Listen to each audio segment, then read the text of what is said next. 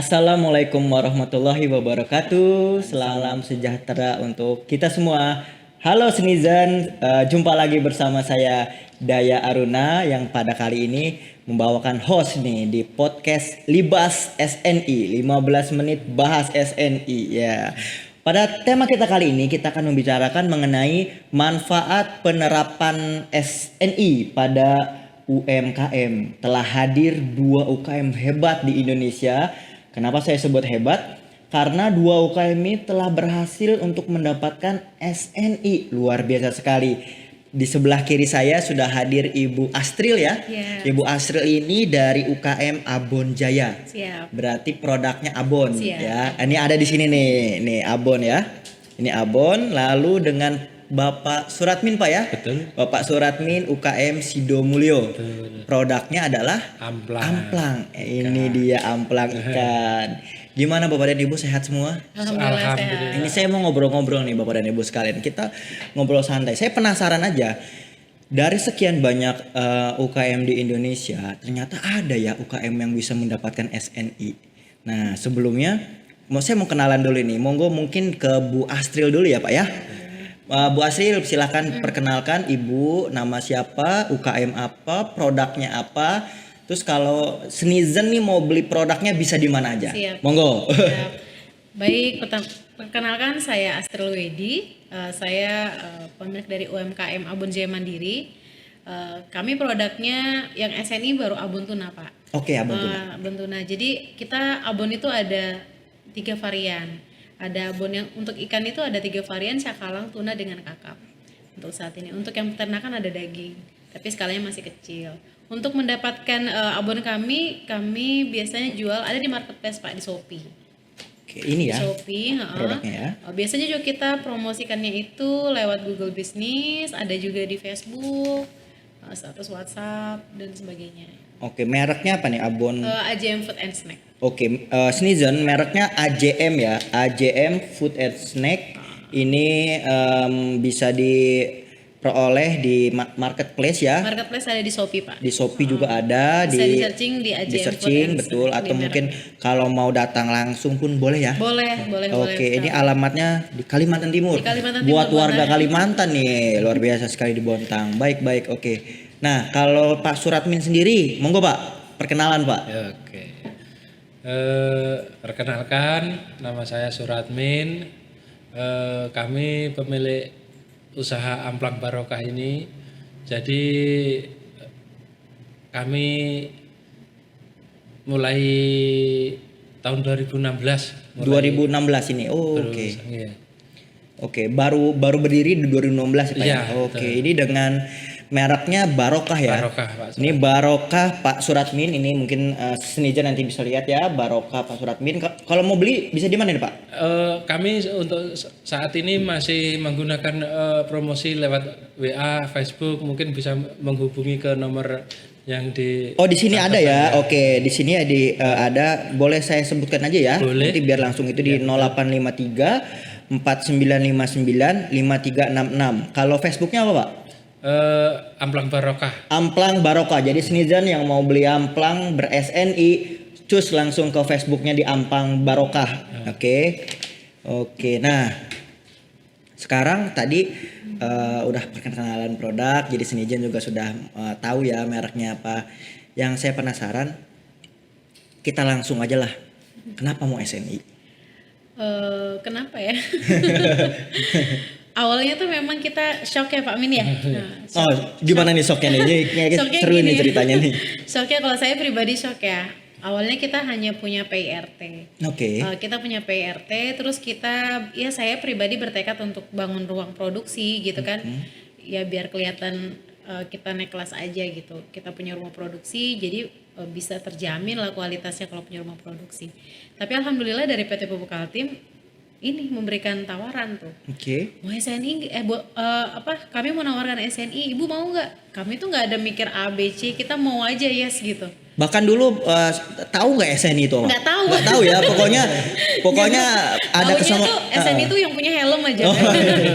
Taunya gitu Iya, kan. iya. Jadi yes aja gitu. Jadi kita ngomong dengan kelompok itu dengan tim, ini ada tawaran SNI gimana, ayo. Ternyata pas kita jalanin ternyata bukan ribet ya. Mungkin karena pengalaman pertama kita itu bingung kalang kabut sendiri gitu kan. Tapi setelah kesininya malah kita jadi teratur gitu. Jadi oh, ternyata seperti ini. Kok kita kayak perusahaan aja nih gitu kesannya gitu.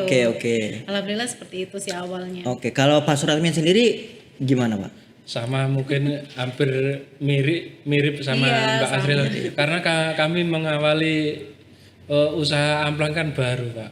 Jadi untuk mendapatkan SNI itu kan tantangan tersendiri. Cuma karena ya itu tadi kita konsisten bekerja sama dengan Pupuk Kalimantan Timur, kami selaku mitra binaan itu dari Pupuk Kaltim itu kami mulai dari perizinannya, terus bantuan untuk rumah produksinya, peralatan itu akhirnya kita pemicunya semangat bangkit itu dari situ. Memang ya sangat berat awal untuk mengawali itu. Berat, betul ya. Ya apalagi nggak kepikiran ya. Nggak kepikiran sama sekali. Tapi dari BSN tuh kan dia kita disupport juga kan. Disupportnya benar-benar didukung kan. Jadi dari Bu Nur gitu, teman-teman LS Pro kita tuh dikasih semangat ya Pak Amin. Kami sempat nyerah sih. Oke, saya stop di kata nyerah. Nah, saya stop di kata nyerah karena kalau beneran nyerah nggak mungkin bisa sampai SNI gitu ya. Jadi netizen sekalian, jadi tadi dibahas mengenai banyak pupuk Kaltim ya. Apa hubungannya pupuk Kaltim? Jadi gini, kami ini BSN mempunyai banyak mitra. Mempunyai banyak mitra dalam membina UMKM di Indonesia. Salah satunya adalah dengan pupuk Kaltim ya. Nah, pupuk Kaltim ini ada UKM binaannya yaitu dari Ibu Astril dan Pak Suratmin bekerja ditawarkan untuk SNI. Akhirnya antara pupuk Kaltim dan BSN kita berkolaborasi untuk pembinaan di SNI di UKM Bapak dan Ibu ini gitu ya. Nah, benar sekali. Gini, ini kan mohon maaf, UKM itu SDM-nya ada berapa? Kalau kami itu ada 10 orang. 10 orang. Bentuknya kan kelompok ya. Kelompok usaha, tapi kesininya itu jadi kayak usaha perorangan gitu karena teman-teman kelompok itu udah kita ikut kamu aja gitu ya. Udah akhirnya kita 10 orang, tapi sekarang kita ada mitra. Jadi mitra itu di luar dari produk Abon, dengan produk yang berbeda seperti stick, kerupuk dan lainnya seperti itu. Sekitar 10 orang ya. Kalau di Pak Suratmin sendiri? Kalau kami per orang sih, cuma kami sudah tenaga kerja ada 8. Ada 8 ya. 10 orang, 8 orang. Mohon maaf ini mohon maaf sebelumnya. Level pendidikan dari pekerjanya apa nih, SMA, kuliah atau S1 atau komplit kayaknya. Komplit. Paling ada rendah? yang SD sih. SD ada. SMP paling tingginya ada.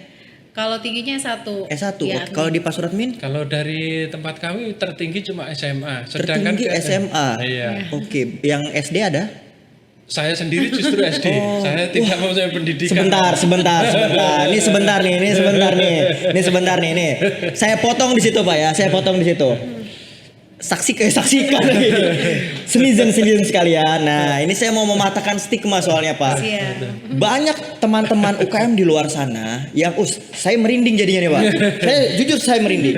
Banyak yang berpikir bahwa SNI itu nggak bisa oleh UKM. Kenapa?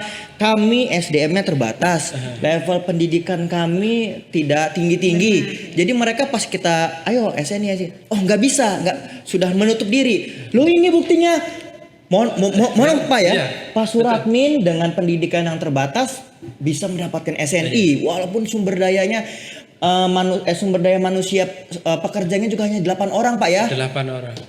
Saya jujur saya speechless. Luar biasa. Dengan Bu Astril sendiri ada yang SD, paling tinggi SMA Bu ya. S1 ada ya. S1 betul. Tapi dengan terbatas bisa SNI. Jadi stigma itu dengan tegas bisa dipatahkan pada hari ini Pak. Bapak dan Ibu sekalian. Saya merinding nih. Makanya. Iya. Ini saya mau nanya nih. Kok bisa Pak? Nah saya mau nanya. Kok bisa SNI Pak?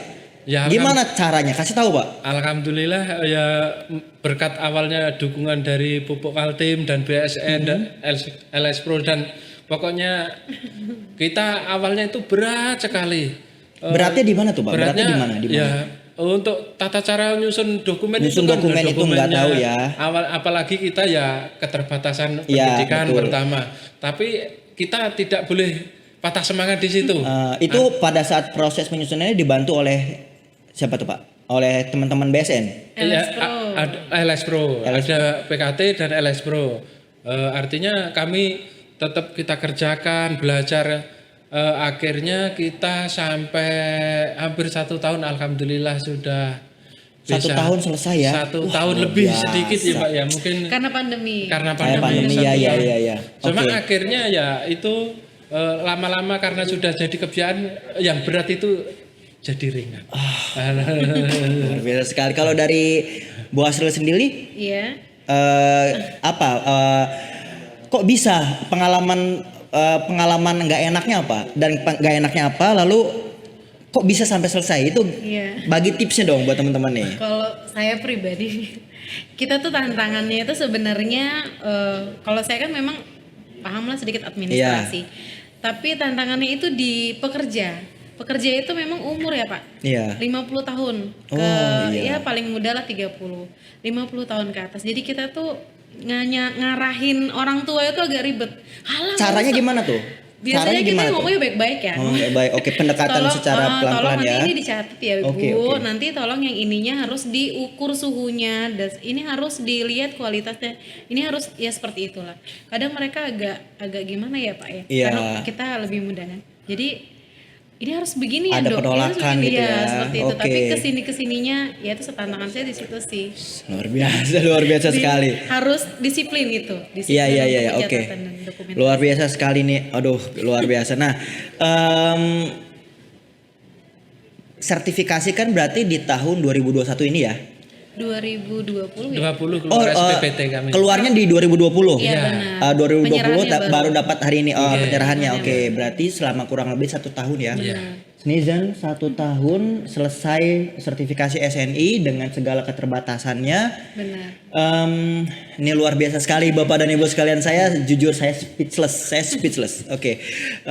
Luar biasa. Nah, mungkin waktu kita juga nih yang semakin sempit ya, karena kalau kita bicara tentang UMKM sehari, 2 hari, 3 hari nggak cukup lah. Pengalamannya sangat luar biasa dan sangat berharga.